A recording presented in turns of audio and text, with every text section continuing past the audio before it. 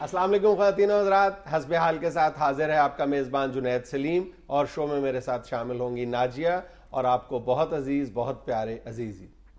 آج حسب حال میں شامل ہے مخبر نامہ، نواز شریف اور عمران خان کی خواہشات، لمحہ فکریہ اور خبروں پر عزیزی صاحب کا تبصرہ۔ مگر سب سے پہلے ہم بات کریں گے قومی اسمبلی کے ضمنی انتخابات پر۔ بڑا الیکشن ہوا یار، بلے بلے بلے بلے بلے، کیا ہوا، کیا ہے، کون کون جیتا ہے؟ بلے بلے تو تم ایسے کر رہے ہو جیسے بہت بڑا سیاسی تجزیہ نگار بیٹھا ہے۔ الیکشن میں ہوتا ہی بلے بلے ہے یہاں پہ، جس طرح کا بھی ہو، کوئی بھی جیتے گا بھائی، جیتے گا کوئی نہ کوئی جیتے گا۔ اب تو عوام بیچاری یہاں پہنچ گئی، اپنی عوام کو کوئی انٹرسٹ کے فلانا جیتے یا فلانا جیتے، ان کے لیے سارے ایک ہو جائیں تو کہ سارے خاکی ہو جاتے ہیں۔ اچھا، یہ جو کل ضمنی الیکشن ہوا ہے، اس کے نتائج بھی یہی بتاتے ہیں کہ ہمارے ہاں ابھی تک کوئی پولیٹیکل کلچر ڈیولپ نہیں ہو سکا، اور نہ ہی کوئی ایک سیاسی جماعت جو ہے اس کا جو تشخص ہے وہ ابھر کر سامنے آیا ہے۔ دیکھو، سب سے زیادہ تو نون لیگ کے بارے میں کہا جا رہا تھا نا، ایک عرصے سے یہ جو ہے اس کے بارے میں یہ کہا جا رہا ہے کہ وہ بہت مضبوط اس کی جڑیں ہو چکی ہیں، اور اس کی مقبولیت کا یہ عالم ہے کہ وہ اگر کسی کھمبے کو بھی ٹکٹ دے دے گی تو وہ بھی جیت جائے گا۔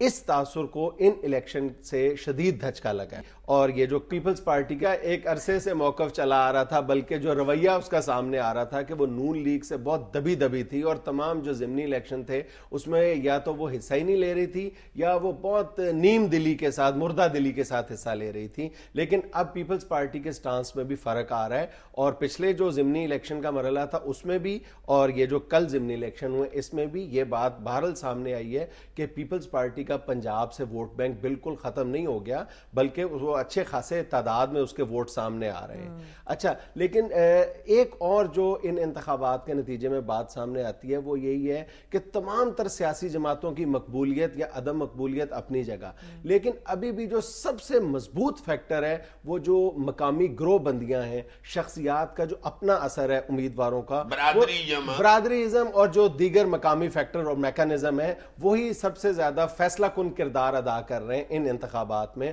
اور دونوں بڑی سیاسی جماعتوں کو ایک ایک حلقے سے ایک بڑے سیٹ بیک کا سامنا کرنا پڑا ہے۔ گجرانوالہ جو تمہارا شہر ہے، وہاں پہ نون لیگ کا بہت ایک وہ مضبوط قلعہ تصور ہوتا ہے، لیکن وہاں پہ اس کو نون لیگ کو شکست کا سامنا کرنا پڑا ہے، اور وہ نون لیگ کے امیدوار نے وہ سیٹ خالی کی تھی۔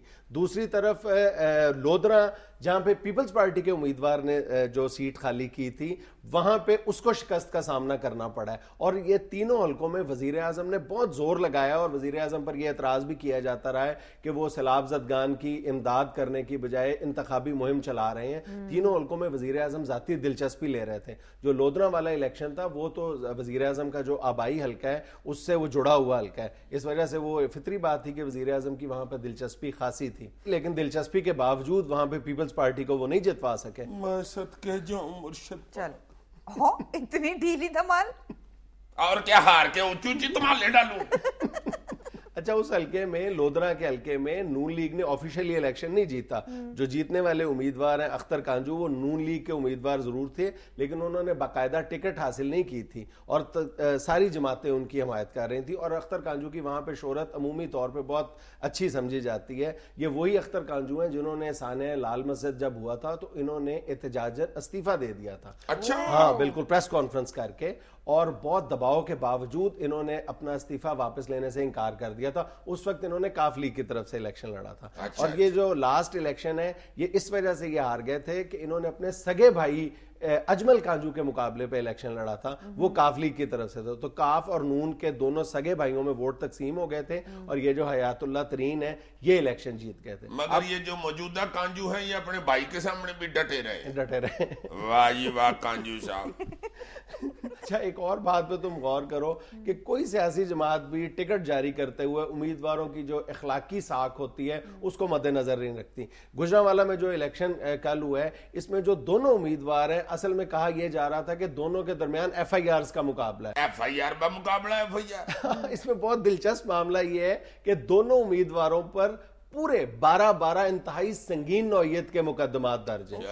دونوں کی شہرت ایسی تھی کہ تصدق مسعود صاحب جو ہیں ان کے خلاف باقاعدہ گاڑی چوری تک کے مقدمات ہیں، اور جو دوسرے نارا صاحب ہیں ان کے بارے میں بھی کوئی 11-12 جو ہیں بہت سنگین نوعیت کے کیسز ہیں. بلکہ ان کے اس فیملی کو تو یہ اعزاز بھی حاصل ہے کہ ان کے ایک جو بھائی صاحب ہیں, سگے بھائی, وہ اپنے ایک سیاسی مخالف کے قتل کے الزام میں جیل میں تھے, تو جیل سے ان کو ہاسپٹل میں شفٹ کیا گیا, جہاں سے وہ تھانے دار سمیت تھانے دار کو ساتھ لے کر بیرون ملک فرار ہو گئے تھے.